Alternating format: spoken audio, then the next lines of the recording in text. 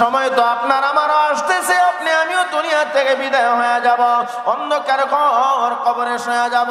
ও আমার ভাই, দুনিয়া থেকে বিদায় হওয়ার পর অন্ধকার ঘর কবরে যখন যাব, আপনার আমার অবস্থাটা কি হবে? আল্লাহর নবী বলেন, উম্মত, কবর তো এমন এক জায়গা, একাকী থাকার ঘর, কীট পতঙ্গের ঘর, সাপ বিচ্ছুর ঘর কবর, ঠিক কিনা? কবর তো এমন এক জায়গা, কারো কারো জন্য কবর বেহেশতের বাগান, আবার কারো জন্য কবর জাহান্নামের গর্ত। আল কবর রাউযাতুম মিন রিয়াজিল জান্নাহ আও হুফরাতুম মিন হুফারিন নার আও কামা ক্বালা an-নবী আলাইহিস সালাতু ওয়াস সালাম। আল্লাহর নবী বলেন, উম্মত, অন্ধকার ঘর কবর কারো কারো জন্য বেহেশতের বাগান, আবার কারো জন্য জাহান্নামের গর্ত। যেই মানুষটা ঈমান নামক দৌলত আর নেক আমল নিয়া অন্ধকার ঘর কবরে যাবে, আল্লাহ পাক তার কবরে জান্নাতের বাগান বানায়া দিবে। আর যেই মানুষটা গুনাহ করতে করতে, নাফরমানি করতে করতে, এই গুনাহ লইয়া নাফরমানি লইয়া কবরে যাবে, তাওবা না করে যদি কবরে যাও, আল্লাহর নবী বলেন কবর জাহান্নামের গর্ত হয়ে যাবি, ঠিক কি না? এজন্য ভাই, আমরা কবরকে বেহেশতের বাগান বানাইতে চাই। আল্লাহ কবুল করেন, সবাই বলুন আমিন। কবর যদি জান্নাতের বাগান হতে হয়, 1 নাম্বার ঈমান, 2 নাম্বার আমলে চলে, নেক আমল নিয়ে কবরে যান। আমার আল্লাহ কো, বান্দা, ঈমান নামক দৌলত আর নেক আমল নিয়ে যদি কবরে আসতে পারো, কবরও জান্নাতের বাগান হবে। পরকালে আমি আল্লাহ তোমাকে জান্নাতের মেহমান বানায় দেব। ঈমান নামক দৌলত আর নেক আমল নিয়ে কবরে গেলে, দুনিয়া থেকে বিদায় হইলে আল্লাহ জান্নাত দান করবেন। কথা ঠিক না বেঠিক? আল্লাহ বলেন, ওয়াবাশশিরিল্লাযীনা আমানু ওয়া আমিলুস সালিহাত আন্না লাহুম জান্নাত। ও নবী, আপনি সুসংবাদ জানায়া দিন, যারা ঈমান এনেছে, নেক আমল করেছে, আমি আল্লাহ তাদের জন্য রাখছি জান্নাত। আন্না লাহুম জান্নাত। যারা ঈমান আনছে, নেক আমল করছে, আল্লাহ পাক তাদেরকে জান্নাতের মেহমান বানিয়ে দিবেন। আল্লাহ আমাদেরকে ঈমান সত্যিকার অর্থে মজবুতওয়ালা ঈমানদার হিসেবে কবুল করেন, আর আমলে চলে নেক আমল নিয়ে কবরে যাইবার তৌফিক দান করেন। কোন আমিন। বলছিলাম কথা, কবরে যাওয়া লাগবো না লাগবো না? দুনিয়া থেকে বিদায় হওয়ার পর অন্ধকার ঘর কবরে যখন যাবেন, কবরে গেলে অবস্থাটা কি হবে রে ভাই? আপনি কবরে গিয়া যদি চিন্তা করেন, আর জীবনে নামাজ পড়তাম না, আর জীবনে আর গুনাহ করতাম না, কাম হইবনি। দুনিয়া তো নামাজ পড়ার টাইম পাইছুন না, কবরে গিয়া তো ছেলে নাই, মেয়ে নাই, সংসার নাই, কিচ্ছু নাই। যদি কোন যাক, কবরে যখন আইছি আর কোনো টেনশন নাই, ওখন খালি নামাজ পড়মু আর তসবিহ তাহলিল জপমু, কোনো কাম হইবনি। আল্লাহ নবী বলেন, না, ইন্না মিম্মা ইয়ালহাকুল মুমিনা মিন আমালিহি ওয়া হাসানাতিহি বাদা মাউতিহি। মুমিন, তুমি যখন দুনিয়া থেকে বিদায় হইয়া কবরে যাইবা, সেখানে গিয়া আর কোনো নেক আমল করা যায় না, ঠিক কি না? এ নবীর উম্মতের দল, আল্লাহর নবী বলেন, উম্মত, দুনিয়া থেকে বিদায় হওয়ার পর অন্ধকার ঘর কবরে যখন তুমি যাইবা, এই কবরে গিয়ে আর কোনো নেক আমল করতে পারবা না, কবরে গিয়ে আর কোনো নেক আমল করা যায় না। ইন্না মিম্মা ইয়ালহাকুল মুমিনা মিন আমালিহি ওয়া হাসানাতিহি বাদা মাউতিহি। আল্লাহর নবী বলেন, মুমিন, তুমি যখন দুনিয়া থেকে বিদায় হইয়া অন্ধকার ঘর কবরে যাইবা, সেখানে গিয়ে আর কোনো নেক আমল করতে পারবা না, আর কোনো নেক আমল করার সুবিধা নাই। কবরে গিয়ে হাই আফসোস করলে আর কোনো লাভ হবে না। ও আমার ভাই, এখনো সময় আছে, আল্লাহর দরবারে তওবা করেন, 5 ওয়াক্তের নামাজটা ধরেন, আল্লাহকে বলেন আল্লাহ শয়তানের ধোঁকায় পইরা নামাজ ছাড়ছি, আর জীবনে নামাজ ছাড়বো না, আল্লাহ কবুল করেন। সবাই বলি আমিন। আরো জোরে জোরে বলেন আমিন। আমার ভাই, কিছুক্ষণের ভিতরে তওবা করে ফেলবো, আমি আর আপনাদেরকে দীর্ঘক্ষণ কষ্ট দেব না। শুধু বলতে চাই আল্লাহর দরবারে তওবা করবো, আর জীবনে গুনাহ করব না, নাফরমানি করব না। কেন না? দুনিয়া থাকার জায়গা না, আপনি আমি কেউই থাকতে পারবো না। না জানি কোন দিন মালাকুল মউত আজরাইল সামনে দাঁড়ায়া যা, আর না জানি কোন দিন দুনিয়া ছেড়ে এতিম হইয়া কবরে শুয়ে যায়। ও ভাই, আজকে তুমি বাড়িতে ঘুমাও, তুমি কি জানো জন্মের তোর একদিন ঘুমাইবা? কথা ঠিক না বেটি?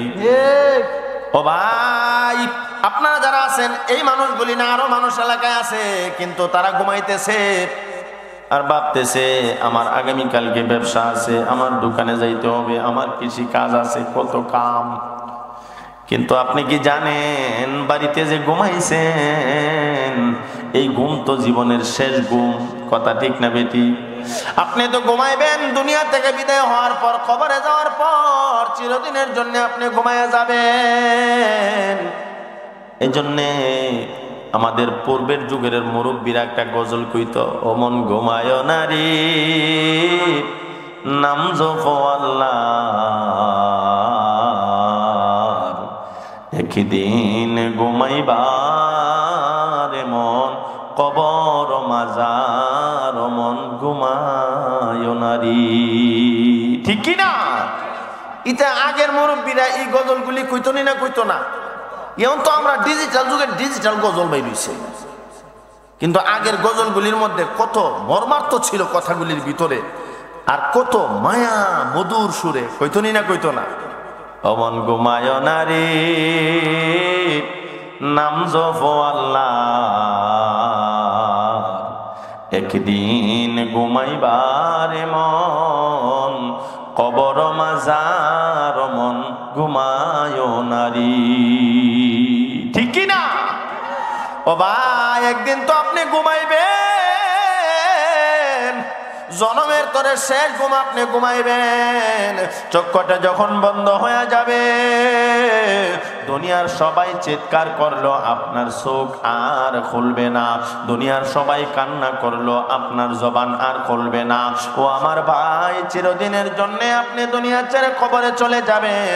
কবরে গেলে কেমনে থাকবেন একবার আপনি আপনার মনের সাথে ভাইবেন, একবার একটু চিন্তা কইরেন রে যুবক ভাই। কবরে গেলে কেমনে থাকবা? যেই কবরের সাথী নাই বাতি নাই, নবী বলেন কীট পতঙ্গের ঘর। কবর এমন জায়গা, সাহাবায়ে কেরামের সামনে নবীজি সাল্লাল্লাহু আলাইহি ওয়াসাল্লাম কবরের আযাবের বর্ণনা দিচ্ছেন। ও সাহাবীরা, কবরের দুই পাশের মাটি এমন জোরে চাপ মারবি, এক পাজরের হাড় আর এক পাজরের ভিতরে ঢুইকা যাবি। সাহাবায়ে কেরাম হাওমাও করে কান্না শুরু করে দিয়েছেন, ওগো নবীজি, কবরের দুই পাশের মাটি যদি চাপ মারে কেমনে বরদাস্ত করমু? কবরে গেলে ডানে মাটি বামে মাটি, নিচে মাটি উপরেও মাটি। কথা ঠিক না বেটি? ডানে মাটি বামে মাটি, নিচে মাটির বিছানা, ওপরেতে চাপা মাটি, সঙ্গে কেহ যাবে না। ওপরেতে চাপা মাটির, সঙ্গে কেহ যাবে না। কথা ঠিক কি না? আল্লাহ নবী কয়, কবরের দুই পাশের মাটি এমন জোরে চাপ মারবে, এক পাজরের হাড় আর এক পাজরের ভিতরে ঢুইকা যাবে। সাহাবায়ে কেরাম হাউমাউ করে কান্না শুরু করে দিয়েছে, ইয়া রাসূলুল্লাহ, ইয়া হাবিবাল্লাহ, ও আল্লাহর নবী, অন্তরে বড় ভয় হয় আমরা কবরে গেলে আবার কবরের দুই পাশের মাটি চাপ মারে, এই কবরের আযাব তো সহ্য করতে পারবো না। ও আমার ভাই, কবরের ওয়াজ শুই না সাহাবায়ে কেরাম চোখ দিয়া জোর জোর করে পানি ছাড়ছে, কিন্তু আমরা চোখে পানি নাই। এর কারণ আমরা গুনাহ করতে করতে অন্তরটাকে কইরা করে ফেলেছি, ঠিক কি না? এ যুবক ভাই, মুরব্বী বাবা, ও আমার পর্দার আলের মা, আম্মা জান খাদিজাতুল কুবরা রাদিয়াল্লাহু তাআলা আনহার জীবনী পড়া দেখলাম, কবরের আযাবের ভয়ে এমন ভাবে কান্না শুরু করে দিছে। নবীজি বলেন, একটা মানুষের আব্বা আম্মা মরে গেলে মানুষটা যেমন মাটিতে গড়াগড়ি করে আর কান্দে, আমার খাদিজা মাটিতে গড়াগড়ি করে আর কান্দে। নবীজি জিগায়, ও খাদিজা, এমন ভাবে তুমি কেন কান্দো? খাদিজাতুল কুবরা রাদিয়াল্লাহু তাআলা আনহা বলেন, ইয়া রাসূলুল্লাহ,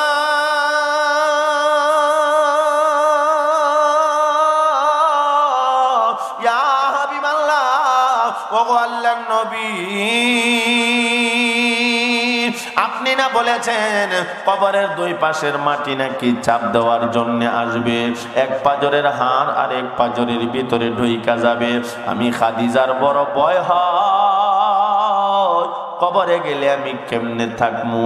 সুবহানাল্লাহ, কোন সুবহানাল্লাহ। এ পর্দালের মা বোনেরা, আম্মা জান খাদিজাতুল কুবরা রাদিয়াল্লাহু তাআলা আনহা কে আপনি জানেন? যাকে স্বয়ং আল্লাহ সালাম হাদিয়া পাঠাইছে। আম্মা জান খাদিজাতুল কুবরা রাদিয়াল্লাহু তাআলা আনহা কে আপনি কি চিনেন? যাকে আল্লাহ দুনিয়াতে জান্নাতের সার্টিফিকেট দিয়েছেন। দুনিয়াতে জান্নাতের সার্টিফিকেট পাইয়া, ও আমার ভাই, আল্লাহ যাকে সালাম হাদিয়া পাঠায়, এই আল্লাহর বান্দি কবরের আযাবের ভয়ে কানছে, আমরা চোখ পানি নাই। কথা ঠিক না বেটি? নবীজি সাল্লাল্লাহু আলাইহি ওয়াসাল্লাম বলেন, ও খাদিজা, তোমার কান্না আমি নবী সইতে পারি না, তুমি কান্না থামাও। আম্মা জান খাদিজাতুল কুবরা বলেন, নবী গো, আমি কান্না থামাবো, তবে আপনার কাছে আমার তিনটা দরখাস্ত আছে। নবীজি বলেন, তিনটা দরখাস্ত বলো, আমি কবুল করে নিলাম, মঞ্জুর করে নিলাম, তবে তুমি কান্না কইরো না। আম্মা জান খাদিজাতুল কুবরা রাদিয়াল্লাহু তাআলা আনহা এমন তিনটা দরখাস্ত করেছেন, তিনটা দরখাস্তের ভিতরে দেখলাম কবরের আযাব থেকে বাঁচবার জন্য কথা। সুবহানাল্লাহ, কোন সুবহানাল্লাহ। এক নাম্বার, ও নবীজি, আমি খাদিজা দুনিয়া থেকে বিদায় হওয়ার পর আপনার পুরাতন জুব্বা মুবারক দিয়ে আমার কাপড়ের কাজটা শেষ করে দিয়েন। কেন পুরাতন কাপড় চাইলেন? কারণ আসেনি না নাই? আওয়াজ দিয়া কর না। দুই নাম্বার, আপনি নবী, আমি খাদিজার জানাজার নামাজ পড়াইয়া দিয়েন। তিন নাম্বার, ও নবীজি, আমি খাদিজা দুনিয়া থেকে বিদায় হওয়ার পর আমাকে যখন কবরে রাখা হবে, মুনকার নাকির প্রশ্ন করবে তিনটা, আমার রাব্বুকা, মা দীনুকা, মান নবিয়ুকা। ওগো নবী, এই তিনটা প্রশ্নের জবাব আমি খাদিজার পক্ষ থেকে আপনি নবী দিয়া দিবেন। আর জোরে কোন সুবহানাল্লাহ। এক নাম্বার, আমার কাপনের কাপড় আপনার পুরাতন জুব্বা মোবারক দিয়া করে দিবেন। দুই নাম্বার, আপনি নবী আমার জানাজার নামাজ পড়াই দিবেন। তিন নাম্বার, ওগো নবীজি, আমার মুনকার নাকিরের প্রশ্নের জবাব আপনি নবী আমি খাদিজার পক্ষ থেকে দিবেন। কেন দিবেন? কারণ আসেনি না নাই? পুরাতন কাপড় কেন চাইলেন? কারণ আছে। জানাজার নামাজ আপনি পড়াইয়া দিবেন, কেন বললেন? কারণ আছে। মুনকার নাকিরের প্রশ্নের জবাব আপনি নবী দিবেন, কেন? কারণ আসেনি না না। এই তিনটা প্রশ্নের তিনটা কারণ বললেই ওয়াজটা শেষ করে দিব, দোয়া করে ফেলবো। এই পর্যন্ত আছেন তো ইনশাআল্লাহ? আওয়াজ দিয়া কোন। এই ঘটনার ভেতরে আমাদের জন্য সবক আসেনি না নাই? যেই লোকটাকে আল্লাহ তাআলা জান্নাতের সার্টিফিকেট দুনিয়া থাকতেই দেয়, এই লোক কবরের আযাবের ভয়ে কান্দে, কিন্তু আমরা চোখে পানি নাই। এক নাম্বার দরখাস্ত মনে আসেনি? পুরাতন কাপড়। আম্মা জান খাদিজাতুল কুবরা রাদিয়াল্লাহু তাআলা আনহা বলেন, ইয়া রাসূলুল্লাহ, ইয়া হাবিবাল্লাহ, ওগো আল্লাহর নবী, আমি পুরাতন কাপড় কেন চাইলাম আপনি জানেননি? ও নবীজি, আপনার পবিত্র জবান মোবারকে শুনেছি কবরের দুই পাশের মাটি কবরবাসীকে চাপ দেওয়ার জন্য আসবে। আমি খাদিজার শরীরে যদি আপনার জব্বা মোবারক লেগে থাকে, আমার এই কবরের দুই পাশের মাটি চাপ দিতে পারবে না। মাথায় কি চিন্তা! ও নবীজি, কবরের মাটির এত পাওয়ার হবে না, কবরের মাটি আপনার জব্বা মোবারকে চাপ দিবে, এই পাওয়ার মাটির হবে না। আমি খাদিজাকেও কবরের মাটি স্পর্শ করতে পারবে না, এই জন্য আমি পুরাতন কাপড় চাইলাম। কবরের আযাব থেকে বাঁচবার জন্য তাদের কত চিন্তা, তাদের মাথায় কত চিন্তা। আরে আমি কবরে গেলে কেমনে থাকব? নবীজির দুলালি কন্যা হযরতে ফাতেমা রাদিয়াল্লাহু তাআলা আনহা স্বামীকে ডাইকা বলেন, স্বামী গো, আমার শরীরের কন্ডিশন বেশি ভালো না, আমি যদি দুনিয়া থেকে বিদায় হয়ে যাই, আমার মরণের খবরটা দুনিয়ার কাউকে দিয়েন না। সুবহানাল্লাহ কন্যা, সুবহানাল্লাহ। এ পর্দার আলের মা বোনেরা, আপনাদের জন্য এই ঘটনার ভিতরে সবক। আজকে কিসের পিছনে আপনি পাগল হইলেন? কার জন্য পাগল হইলেন গো মা? আপনি যে কবরে যাইবেন, একবার কি আপনি মাথায় এই কথা ঢোকাইতে পারেন না? এই দুনিয়া তো থাকার জায়গা না, থাকতে পারবো না। হযরতে ফাতেমা রাদিয়াল্লাহু তাআলা আনহা স্বামীরে ডাইকা ডাকা কই, স্বামী গো, হয়তো আজকে রাত জীবনের শেষ রাত, আমি যদি মইরা যাই, আমার মরণের খবরটা কাউকে দিয়েন না। ও ভাই, হযরতে হাসান হুসাইন রাদিয়াল্লাহু তাআলা আনহুমা দুইটা ভাই যখন কোনো খাবার না পাইতেন, ভালো না লাগতেন, নবীজির রওজা মোবারকের সামনে দাঁড়াইয়া গিয়া দুরূদ শরীফ পড়তেন। হযরতে ফাতেমা বলেন, আমার স্বামী হযরতে আলী বড় ছিল গরীব, ঠিক মতো আমার সন্তানগুলিকে খাওয়ান দিতে পারতো না। আমার সন্তানগুলি যখন খাবারের জন্য বাড়িতে আসতো, আমি আমার সন্তানগুলিকে বলতাম, তোমরা তোমাদের নানা জানের রওজা মোবারকের সামনে যাও, গিয়া দুরূদ ও সালাম পাঠ করো। আমার ছোট ছোট দুইটা মাসুম বাচ্চা তাদের নানা জানের কবরের পাশ থেকে আয়েশা বলতো, ও মা, আমাদের পেটের ক্ষুধা দূর হইয়া গেছে। হযরতে আলী রাদিয়াল্লাহু তাআলা আনহুকে ফাতেমা রাদিয়াল্লাহু তাআলা আনহা বলেন, স্বামী গো, আমি মনে হয় আর দুনিয়াতে বাঁচব না। হাউমাউ করে কান্দে হাসান হুসাইন রাদিয়াল্লাহু তাআলা আনহুমা, ছোট ছোট দুইটা ভাই। আম্মাকে ডাইকা ডাইকা বলে, আম্মা আপনি কান্দেন কেন? হযরতে ফাতেমা বলে, ও বাবা, তোমরা যাও, তোমাদের নানা জানের রওজা মোবারকের সামনে যাও। এমনি তারা গেলেন। ও আমার ভাই, হযরতে হাসান হুসাইন রাদিয়াল্লাহু তাআলা আনহুমা নবীজিকে সালাম দিতেন, আর নবীজি রওজা মোবারক থেকে সালামের জবাব দিত। নবীজি সাল্লাল্লাহু আলাইহি ওয়াসাল্লামের কবর ওই রওজা মুবারকের সামনে যখন এরা দুইটা ভাই গিয়া দাঁড়াইছে, আল্লাহর নবী বলেন, ও হাসান, ও হুসাইন, আজকে নানা জানের রওজা মুবারকে জিয়ারত করা লাগবে না, জলদি করে বাড়িতে যা রে। জনমের তোরে শেষবারের মতো মারে একবার দেখাল, আর জীবনে মা দেখতে পাবি না। ছোট দুইটা ভাই দৌড়াইয়া বাড়িতে আইসা মা মা বলে কান্দে। ও আমার ভাই, আল্লাহর কুদরতের ফয়সালা, হযরতে ফাতেমা রাদিয়াল্লাহু তাআলা আনহা দুনিয়া থেকে বিদায় হয়ে গেছি। হযরতে আলী রাদিয়াল্লাহু তাআলা আনহুকে ওসিয়ত করে গেলেন, আমার মরণের খবর কাউরে কইেন না। এখন হাসান হুসাইন দুই ভাই, হযরতে আলী রাদিয়াল্লাহু তাআলা আনহু তিনজন পুরুষ, তিনজনই মিল্লা কেমনে লাশ কবরে নিয়ে যাবি? ও আমার ভাই, হযরতে আলী রাদিয়াল্লাহু তাআলা আনহু বড় টেনশন পেরেশানি, আমি কেমনে লাশ নিয়ে কবরে যামু? চারজন ছাড়া তো কেমনে হাত ধরে ধরে নিমু? কারণ আমার বিবি ফাতেমা বলেছেন তার মরণের খবর যেন কাউরে না কই, কাউকে এলান দেওয়া যাবে না। কেন?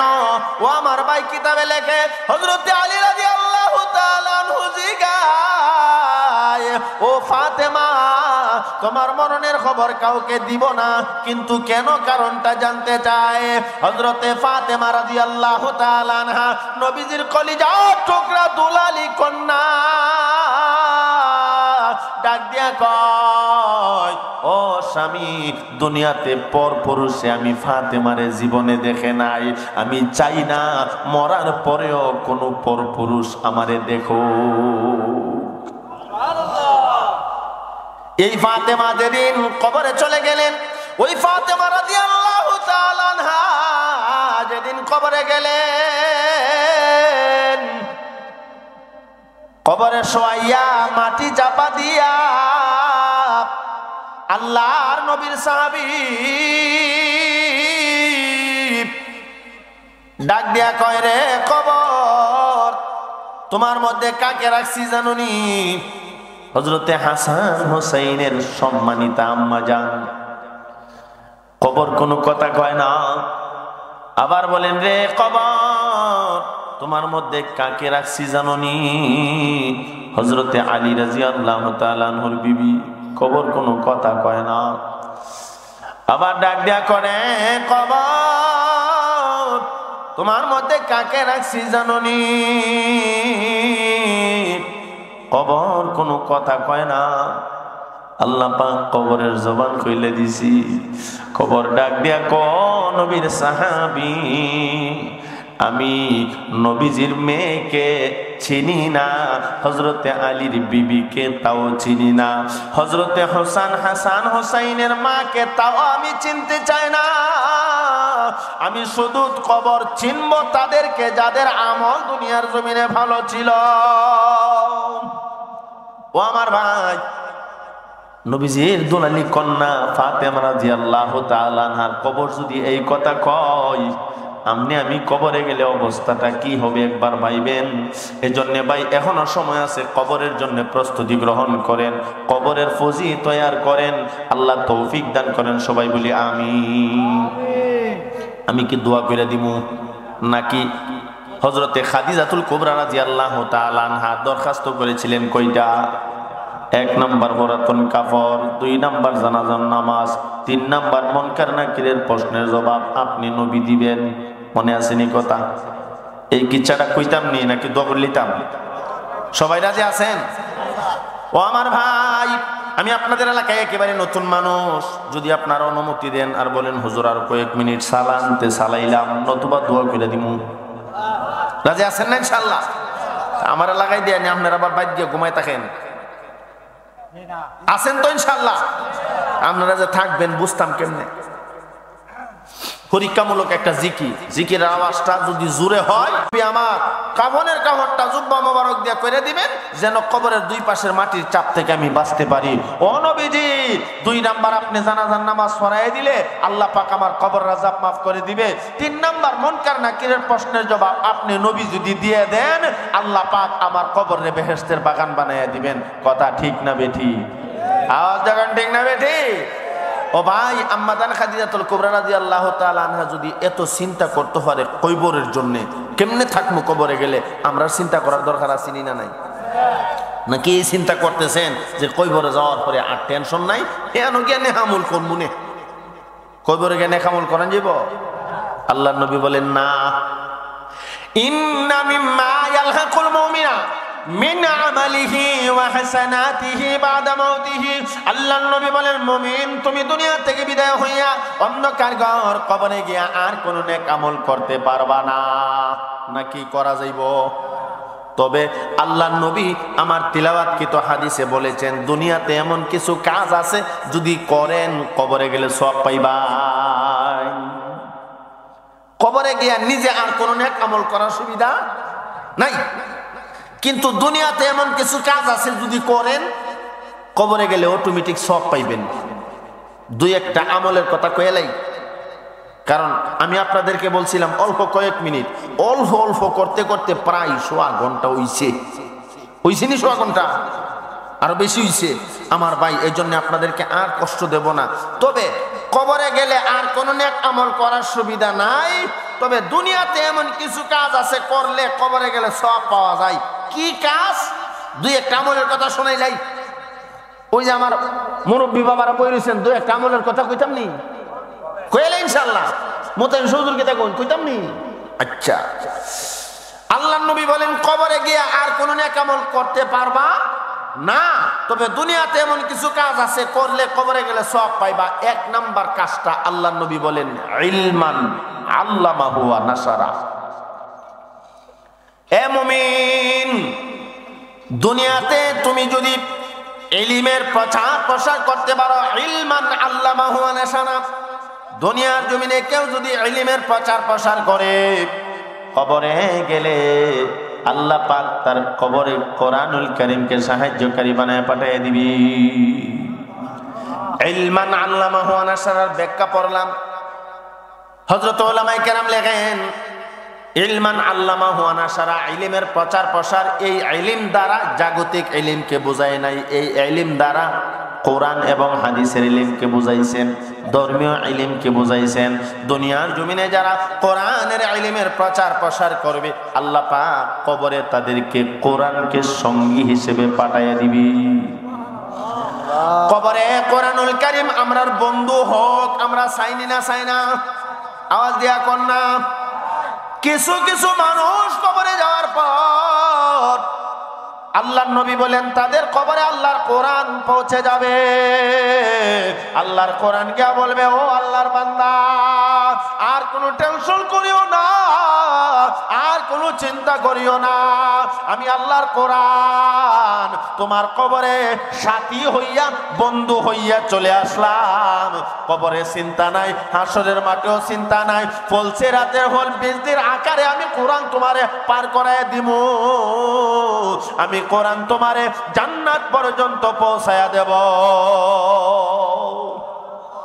কিছু কিছু মানুষের কই বড় কোরআন যাবে বন্ধু হইয়া, কারা?